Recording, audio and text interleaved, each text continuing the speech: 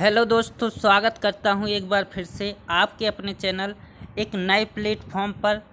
और एक नया प्लेटफॉर्म, हाँ दोस्तों, मैंने अपना एक नया चैनल क्रिएट कर लिया है। अब मैं पिछले पुराने चैनल पर आपको नहीं पढ़ाऊंगा, इसी प्लेटफॉर्म पर, जिसका नाम है आपका शिव प्रजापति सर टेट, जो कि मैंने अपने ही नाम से क्रिएट किया है। और दोस्तों, आप कुछ लोग मुझे जानते होंगे, कुछ लोग नहीं जानते हैं, तो मैं अपना नाम बता देता हूँ। मेरा नाम शिव कुमार प्रजापति है। मैं आप लोगों के लिए सी-टेट, संविदा शिक्षक वर्ग 3 और रीट, एच-टेट और सी-जी-टेट, जितने भी राज्य के टेट एग्ज़ाम होते हैं, सभी राज्य के टेट एग्ज़ाम की तैयारी करवाता हूँ। और दोस्तों, आज मैं आप लोगों के लिए पर्यावरण की एक सीरीज स्टार्ट करने वाला हूं। और यह है अपनी पहली क्लास है दोस्तों। जो आपकी यह सीरीज है वो होगी आपकी एनसीईआरटी के बेस पर। जो आपकी 5th क्लास की एनसीईआरटी, 4th क्लास की एनसीईआरटी, 3rd क्लास की एनसीईआरटी, इस तीनों क्लास की एनसीईआरटी बुक्स, एनसीईआरटी बेस के ऊपर आपकी यह सीरीज होगी। और दोस्तों, आप यदि सी-टेट या फिर किसी राज्य के टेट एग्ज़ाम की तैयारी कर रहे हो, तो आपको एनसीईआरटी की जो नॉलेज है वो आप लोगों को होनी ही चाहिए। तो उसी के लिए कि नहीं तो आप सी-टेट क्लियर सोच भी नहीं सकते क्लियर करने की। क्योंकि दोस्तों, पर्यावरण में आपके सी-टेट के ऐसे क्वेश्चन आते हैं कि आप लोगों को खुद समझ में नहीं आता कि यह क्वेश्चन कहाँ से आए हैं, और आप लोगों को पता ही नहीं चलता कि यह क्वेश्चन कहाँ से पुटअप किए जाते हैं। तो उन्हीं क्वेश्चन को मैं इस सीरीज में करवाने वाला हूं। तो दोस्तों, आप लोग वीडियो को शुरू से लेकर लास्ट तक बने रहिए, कुछ समय दीजिए। आप लोगों को पता चल जाएगा कि एनसीईआरटी के बेस पर ही आप लोगों के सी-टेट में क्वेश्चन आते हैं, और वो क्वेश्चन कहाँ से आते हैं वो आप लोगों को इस वीडियो में देखने वाले हैं। तो दोस्तों, आपने अभी तक हमारा चैनल सब्सक्राइब नहीं किया तो चैनल को सब्सक्राइब कर दें। और दोस्तों, अपने जो भी आपके कांटेक्ट में है, आप फेसबुक में, इंस्टाग्राम में या फिर व्हाट्सएप में, जहां आप शेयर कर सकते हो, इस लिंक को शेयर कर दे जल्दी से। क्योंकि दोस्तों, जैसा कि आप लोग उस चैनल पर सपोर्ट करते थे मुझे, वैसा ही आप लोग मुझे इस चैनल पर सपोर्ट करेंगे तो मेरा मोटिवेशन बना रहेगा उस चैनल पर जैसा बना था। तो आप लोगों का सपोर्ट होना मेरे लिए बहुत ज़रूरी है, क्योंकि आप लोगों के द्वारा ही मुझे मोटिवेशन मिलता है। तो चलिए दोस्तों, अब सीधी बात करते हैं हम अपने क्वेश्चन की। तो हमारा पहला क्वेश्चन है, किस स्टेट में कृषि के लिए लॉटरी का पालन किया जाता है? तो जल्दी से दोस्तों आप लोग अपना आंसर चूज करें, फिर मैं आप लोगों के लिए इसका पूरा कॉन्सेप्ट आप लोगों को समझाने वाला हूं। तो दोस्तों, आप लोगों के सामने 4 ऑप्शन दिए गए हैं। पहला ऑप्शन है आपके सामने उत्तर प्रदेश राज्य या फिर मध्य प्रदेश, ऑप्शन सी है राजस्थान, ऑप्शन डी है मिजोरम। तो चलिए दोस्तों, इसका कमेंट करके जल्दी से आंसर बताएं मुझे कि आप लोगों का क्या आंसर है। फिर मैं आप लोगों को इसकी पूरी कॉन्सेप्ट समझाने वाला हूँ कि लॉटरी क्या होता है, लॉटरी खेती के लिए लॉटरी कहाँ पर यह सिस्टम चलाया जाता है, किस राज्य में। फिर मैं आप लोगों को चलिए दोस्तों, अब मैं आप लोगों को समझाने की कोशिश करता हूँ। तो जो दोस्तों आपका मिजोरम है, इसका राइट आंसर हो जाएगा मिजोरम राज्य में जो खेती के लिए लॉटरी का पालन किया जाता है। अब लॉटरी क्या है दोस्तों, यह इसमें क्या होता है दोस्तों, लॉटरी में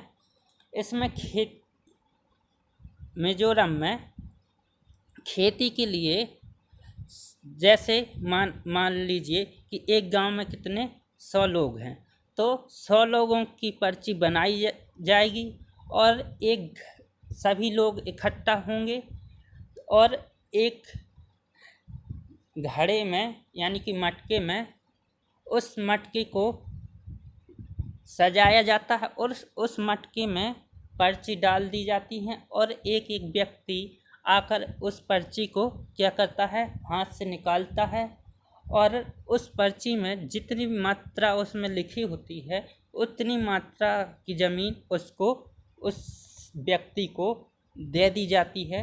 तो यह आपका पूरा कॉन्सेप्ट था लॉटरी पालन, यानी कि खेती के लिए आपको मिजोरम में क्या करना पड़ता है, लॉटरी का पालन करना पड़ता है। अब आप लोगों को समझ में आ गया होगा कि लॉटरी सिस्टम क्या होता है।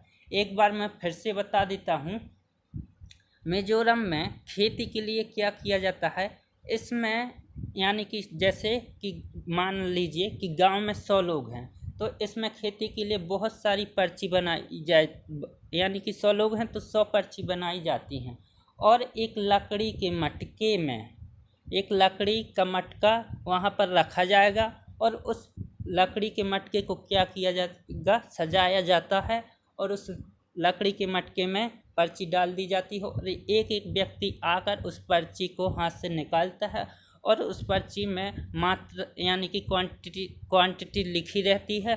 जिस पर्ची में जितनी क्वांटिटी लिखी रहेगी और उस व्यक्ति जो पर्ची निकालेगा उस पर्ची में जितनी क्वांटिटी लिखी रहेगी वो उतनी ज़मीन उसे दे दी जाती है।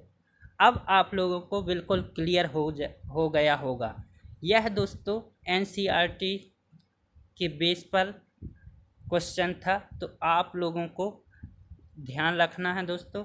अब बढ़ते हैं हम अपने अगले नेक्स्ट क्वेश्चन पर और देखते हैं नेक्स्ट क्वेश्चन।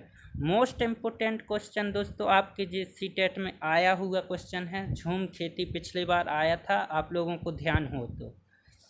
झूम खेती के बारे में गलत कथन चुनें, यानी कि आपके सामने 4 ऑप्शन दिए गए हैं, आपको झूम खेती के बारे में एक गलत ऑप्शन यानी कि 3 ऑप्शन आप लोगों के सही होंगे और एक ऑप्शन आपका जो रॉन्ग होगा, उस गलत कथन को चुनना है। तो ऑप्शन ए है कुछ वर्षों के लिए भूमि को छोड़ दिया जाता है। ऑप्शन बी है जब भूमि खेती के लिए तैयार हो जाती है तो उसे हल्के से खोदा जाता है, जुताई नहीं की जाती। ऑप्शन सी है उस पर बीज गिराए जाते हैं। एक खेत में विभिन्न प्रकार की फसलें जैसे मक्का, सब्जियां, मिर्च, चावल उगाए जा सकते हैं। ऑप्शन डी है रासायनिक उर्वरकों का उपयोग करके उत्पादन बढ़ाया जा सकता है। तो अब आप लोग जल्दी से इसका कमेंट करके आंसर बताएं मुझे कि आप लोगों के हिसाब से इसका राइट आंसर क्या होगा। फिर मैं आप लोगों को झूम खेती की पूरी, जैसे आपको मैंने लॉटरी सिस्टम समझाया है, फिर मैं आप लोगों के लिए अब झूम खेती का पूरा कॉन्सेप्ट समझाऊंगा।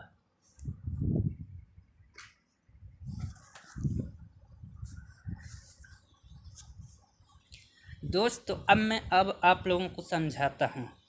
झूम खेती में दोस्तों क्या होता है कि सबसे पहले एरिया को क्या किया जाता है, मार्क कर लिया जाता है और यह ध्यान रखा जाता है कि जंगलों, उसके आसपास के जंगलों में आग, यानी कि जिस एरिया को मार्क किया है उस एरिया में उसको जलाया जाता है और ध्यान रखा जाता है कि और मतलब आसपास के जंगलों में मतलब आग ना फैले, यह ध्यान रखा जाता है।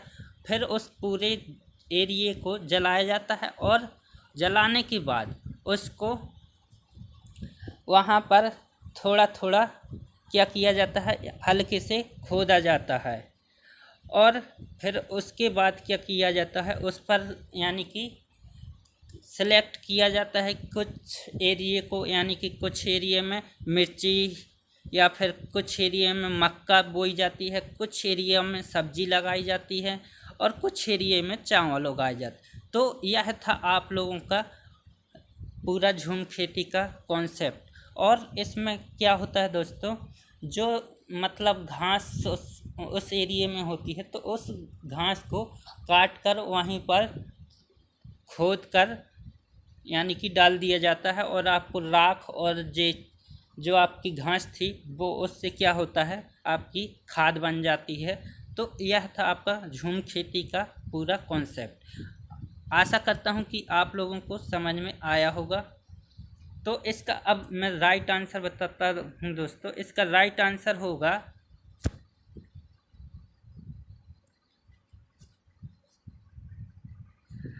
Option number D. इसका राइट आंसर हो जाएगा, रासायनिक उर्वरकों का उपयोग करके उत्पादन बढ़ाया जा सकता है। तो दोस्तों आप लोग, क्योंकि यह आंसर क्यों होगा, क्योंकि आप लोगों को गलत कथन चुनना था, तो इसलिए आपका राइट आंसर ऑप्शन डी इसका राइट आंसर हो जाएगा। अब बढ़ते हैं हम अपने अगले नेक्स्ट क्वेश्चन पर, और नेक्स्ट क्वेश्चन देखते हैं क्या है। मोस्ट इम्पोर्टेंट क्वेश्चन है दोस्तों आपका सेकंड क्वेश्चन। अब आप लोगों को थर्ड क्वेश्चन, यह भी मोस्ट इम्पोर्टेंट है, आपसे पूछा जा सकता है, उस राज्य का नाम बताइए जहां कटाई का काम पूरा होने पर ग्रामीण मनाते हैं, लोग खाना पकाने और खाने के लिए एकत्र होते हैं, गाते हैं और अपना विशेष जो डांस होता है चिराव नृत्य करते हैं। यानी कि दोस्तों उस राज्य का नाम बताना है जहाँ पर कटाई होने के बाद पूरा यानी कि ग्रामीण के लोग एकत्र होते हैं और वहाँ पर खाना यानी कि बनाकर पकाते हैं, और जो उनका स्पेशल जो चिराव नृत्य है वो करते हैं। वो किस राज्य में ऐसा होता है, तो आप लोगों को बताना है वह कौन सा राज्य है। तो चलिए दोस्तों इसका राइट आंसर बताएं मुझे चूज करके कि आप लोगों के हिसाब से इसका राइट आंसर क्या होना चाहिए। फिर मैं आप लोगों को इसका पूरा कॉन्सेप्ट, हर एक क्वेश्चन का हर एक कॉन्सेप्ट पूरा क्लियर करता हुआ चलूँगा। आप लोगों को कोई टेंशन लेने की बात नहीं है, आप लोगों को बस पूरा वीडियो देखना है बस। अब आप लोगों को मैं बताता हूँ चिराव नृत्य होता क्या है, इसमें क्या होता है, और इसका राइट आंसर हो जाएगा। सबसे पहले मैं इसका राइट आंसर बता देता हूँ। इसका राइट आंसर हो जाएगा दोस्तों मिजोरम। मिजोरम में दोस्तों आपका एनसीईआरटी के थ्रू मैं इसका आंसर बता रहा हूँ दोस्तों। एनसीईआरटी में सबसे ज़्यादा जोर मिजोरम के ऊपर दिया गया है। आपकी कुछ बातें असम की इसमें कही गई हैं, लेकिन आपका एनसीईआरटी के थ्रू आपका ज़्यादा जोर किस पर दिया गया है, मिजोरम पर। तो इसका राइट आंसर होगा मिजोरम। अब चिराव नृत्य में क्या होता है दोस्तों, यानी कि चिराव नृत्य में आप यानी कि फसल की कटाई होने के बाद पूरे ग्रामीण के लोग इकट्ठा होते हैं, और इकट्ठा होने के बाद वहाँ पर खाना बनाते हैं, और खाना बनाकर पकाकर और वहाँ पर क्या करते हैं, नृत्य करते हैं, चिराव नृत्य। वो कौन सा नृत्य है आपका, चिराव नृत्य किया जाता है। अब यहाँ पर चिराव नृत्य कैसे किया जाता है, यानी कि आपके जब बांस के डंडे हो जाएंगे और आमने सामने यहाँ पर बैठ जाते हैं ऐसे, और इनके बीच क्या लड़कियाँ बैठी होती हैं, और यहाँ पर ज़मीन पर ऐसे लठ यानी कि बांस के लठ पीटे जाते हैं ज़मीन पर। तो यह था आपका चिराव नृत्य दोस्तों। आशा करता हूँ कि आप लोगों को तीनों अभी तक 3 क्वेश्चन कर चुके हैं, तीनों क्वेश्चन का आपका कॉन्सेप्ट क्लियर हुआ होगा। यदि कॉन्सेप्ट क्लियर है तो चलिए दोस्तों आप आगे बढ़ते हैं इसी के साथ, और देखते हैं अपना अगला नेक्स्ट क्वेश्चन क्या है। और आप लोगों को यदि कुछ डाउट हो तो आप हमारे कमेंट सेक्शन में कमेंट करिए, मैं आप लोगों को बिल्कुल तुरंत आपको रिप्लाई दिया जाएगा, और आपका जो क्वेरीज है वो आपकी सॉल्व की जाएगी। आपका कोई भी डाउट है पूरा डाउट आपको सॉल्व कराया जाएगा, डाउट क्लियर किया जाएगा। तो अब अगला नेक्स्ट क्वेश्चन है आपका दोस्तों, गुजरात 26 जनवरी भुज कच्छ में आए भूकंप में कम से कम 1,000 लोगों के मरने की खबर। तो यह किस वर्ष में हुआ है, किस वर्ष में भूकंप आया था, तो आप लोगों को यह बताना है वो ईयर कौन सा है, 2003, 2001, 2007 या फिर 2000 में। गुजरात के भुज कच्छ में 26 जनवरी को भूकंप आया था। तो आप लोगों को क्या करना है, एक काम करना है, आप लोगों को सर्च करना है कि गुजरात में 26 जनवरी को जो भुज कच्छ में भूकंप आया था, 1,000 लोगों के मरने की खबर थी। तो इसकी जो तीव्रता है ये सब आपको सर्च करना है और याद रखना होगा आपको। शायद आपकी क्या हो, भूकंप की तीव्रता पूछ ले, तो आप लोगों को इतना काम करना है। यह काम मैं आप लोगों के ऊपर छोड़ता हूँ। तो इसका राइट आंसर हो जाएगा दोस्तों ऑप्शन बी, इसका राइट आंसर हो जाएगा। 2001 में भूकंप आया था गुजरात के भुज कच्छ में 26 जनवरी को।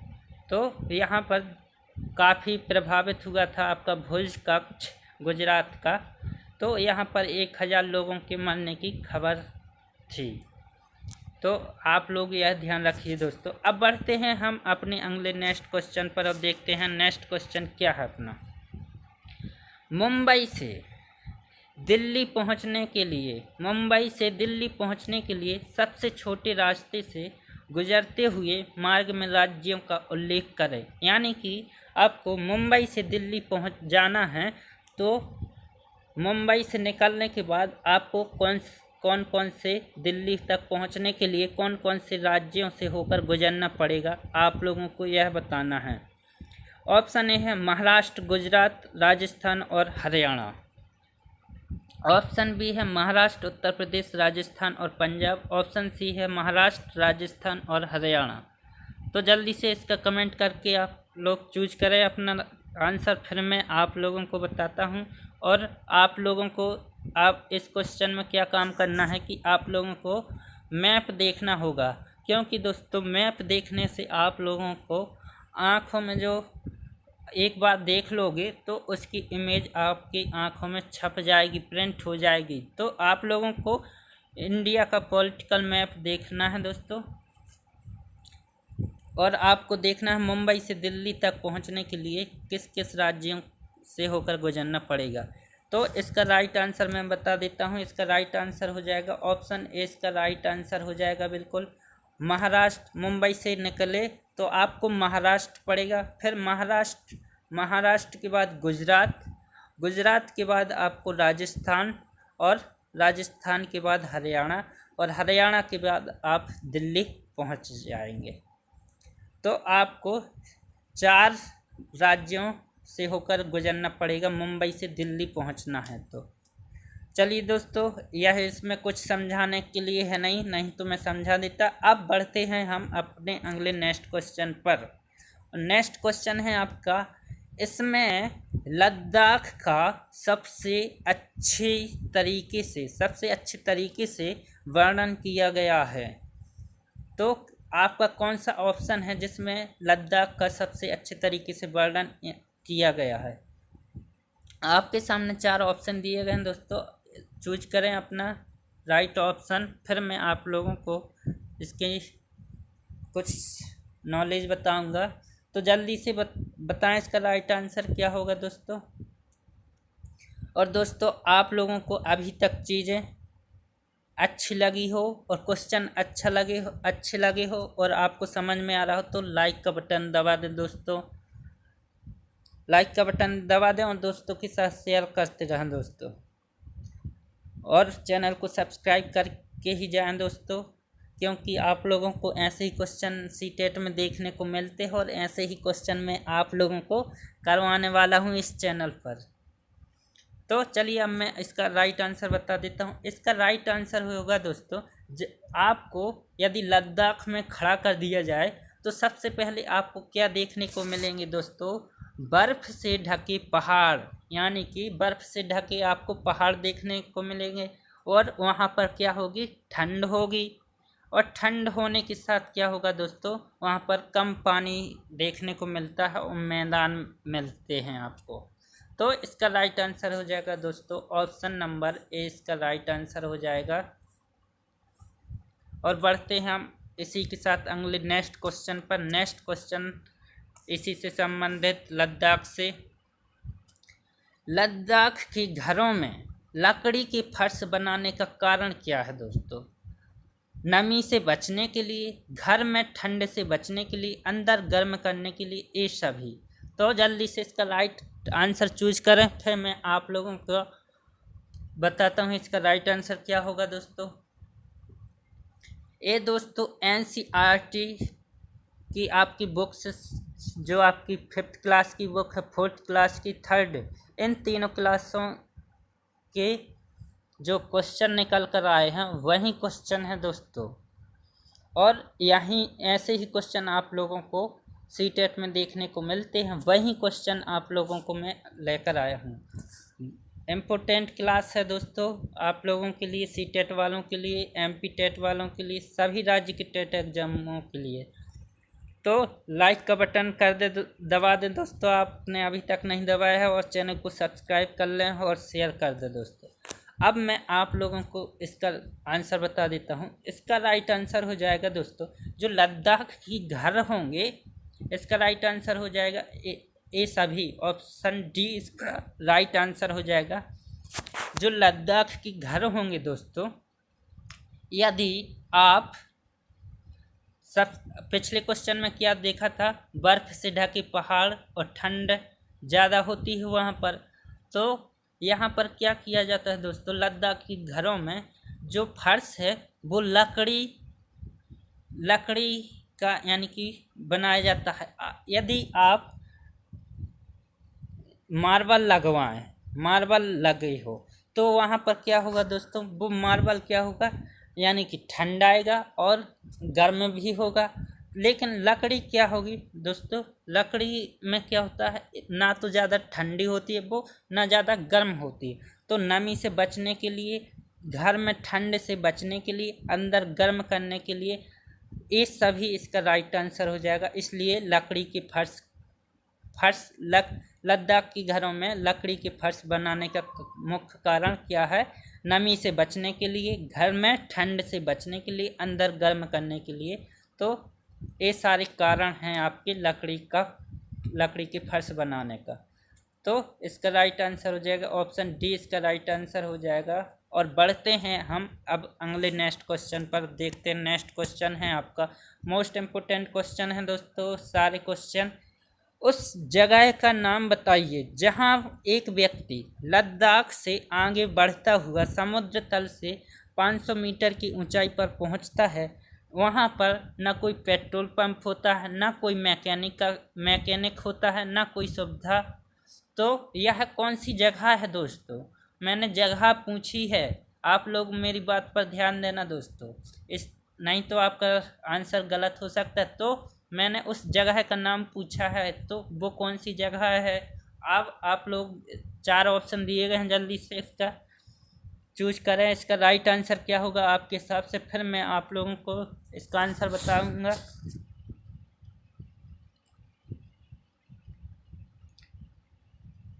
तो वो जगह होगी दोस्तों आपकी चांगथांग।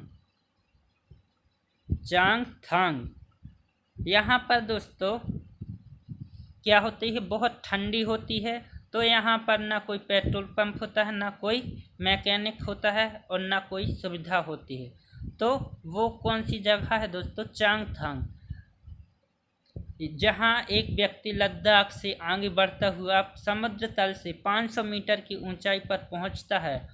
कोई पेट्रोल पंप नहीं होता यहाँ, ना कोई मैकेनिक होता है, ना कोई सुविधा होती है। तो यहाँ पर बहुत ठंडी भी होती है। तो चांगथांग है वो जगह। और दोस्तों आप लोग कंफ्यूज होते हैं चांगपा और चांगथांग। तो इन दोनों, चांगथांग और चांगपा, इन दोनों को मैं क्लियर करना चाहता हूँ। तो चांगपा है जो दोस्तों, वो क्या है दोस्तों, यह एक जाति का नाम है, यानी कि समुदाय का नाम है। यह जाति है आपकी चांगपा, लेकिन जो चांगथांग है यह एक जगह का नाम है। तो आप लोगों को दोनों कॉन्सेप्ट क्लियर हो गए होंगे अब।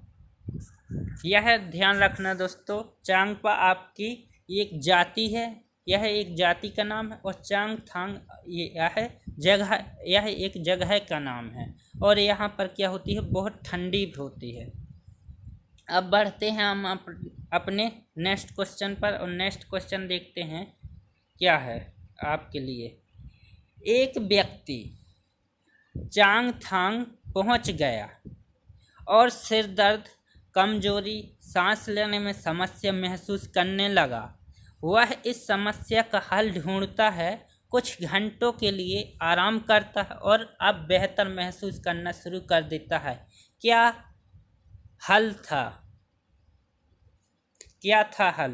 तो अनुकूलन, या फिर अभ्यास होना, ऑक्सीजन सिलेंडर, आयरन की गोली।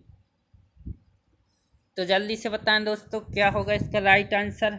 फिर मैं आप लोगों को बताता हूं कि इसका राइट आंसर क्या होना चाहिए एनसीईआरटी के हिसाब से। इसका राइट आंसर होगा दोस्तों ऑप्शन डी, इसका राइट आंसर हो जाएगा आयरन की गोली। क्या था हल? ऑप्शन डी इसका राइट आंसर हो जाएगा आयरन की गोली। अब बढ़ते हम अगले क्वेश्चन पर, और नेक्स्ट क्वेश्चन है आपका, उस राज्य का नाम बताइए जहां एक बच्चा बांस से बने कप में एक धारा से पानी पीने का प्रबंध करता है जिसे वहां रखा गया था। तो वो कौन सा राज्य है दोस्तों? आप लोगों के सामने 4 ऑप्शन हैं दोस्तों, जल्दी से बताएं इसका राइट आंसर क्या होगा। ऑप्शन ए है झारखंड, ऑप्शन बी है उत्तराखंड, ऑप्शन सी है मेघालय, ऑप्शन डी है मिजोरम। तो जल्दी से बताएं दोस्तों इसका राइट आंसर क्या होगा। इसका राइट आंसर होगा दोस्तों मिजोरम। ऑप्शन डी इसका राइट आंसर होगा। यहाँ के लोग दोस्तों, सबसे पहली बात तो यहाँ पर क्या है दोस्तों, बांस बहुत होते हैं, बहुत ज़्यादा अधिक मात्रा में क्या बांस पाए जाते हैं। तो यहाँ के लोग इतने स्किल्ड होते हैं दोस्तों कि हर एक चीज़, चाहे वो आप कोई भी चाहे वो बांस का कप यानी कि बांस का कप हो, या फिर किसी भी यानी कोई भी वस्तु आपकी जो है वो बांस बनाने में इतने स्किल्ड होते हैं यहाँ के लोग कि हर एक चीज़ वो बांस से बना देते हैं। तो और यहाँ पर बांस बहुत अधिक मात्रा में पाए जाते हैं, और यहाँ पर पुल भी बांसों से ही बनाया जाता है, कप भी। यानी कि दोस्तों बहुत ज़्यादा स्किल्ड होते हैं यहाँ के लोग, और बांस से बहुत सारी चीज़ें बना लेते हैं यहाँ के लोग। तो इसका राइट आंसर दोस्तों ऑप्शन डी इसका राइट आंसर हो जाएगा मिजोरम। चलिए दोस्तों, आज की क्लास हमारी यहीं पर ख़त्म होती है। तो आप लोगों को यह बताना है कि दोस्तों कमेंट करके कि आप लोगों को यह क्लास कैसी लगी, और आप लोगों की जो या फिर कोई डाउट हो आप लोगों को किसी क्वेश्चन को लेकर, तो आप लोग हमारे कमेंट सेक्शन में कमेंट कर दें, आप लोगों को रिप्लाई दिया जाएगा, और आप लोगों का जो डाउट है वो क्लियर किया जाएगा। और आप लोग बताइए कि आप लोगों को क्वेश्चन कैसे लगे, और आपने अभी तक चैनल को सब्सक्राइब नहीं किया तो चैनल को सब्सक्राइब कर लें, और दोस्तों के साथ शेयर ज़रूर करें दोस्तों, जिससे कि दोस्तों आप लोगों के सपोर्ट से ही मेरा मोटिवेशन ऐसे ही बना रहेगा। और दोस्तों हमने एक बिल्कुल ज़ीरो से स्टार्ट की है, तो आप लोगों का सपोर्ट होना बहुत ज़रूरी है दोस्तों। तो दोस्तों चैनल को सब्सक्राइब करें और लाइक का बटन दबा दें दोस्तों। यदि अच्छी लगी हो आप लोगों को क्लास, चीज़ें अच्छी लगी हो, क्वेश्चन अच्छे लगे हैं, तो आप लोगों को सिर्फ 3 चीज़ करना है। लाइक का बटन दबाना है, दोस्तों के साथ शेयर करना है वीडियो को जहाँ जहाँ पर कर सकते हो, और चैनल को सब्सक्राइब करके बेल आइकन को प्रेस कर देना। तो चलिए दोस्तों अब मिलते हैं ऐसे ही अगली क्लास में। जब तक के लिए दोस्तों जय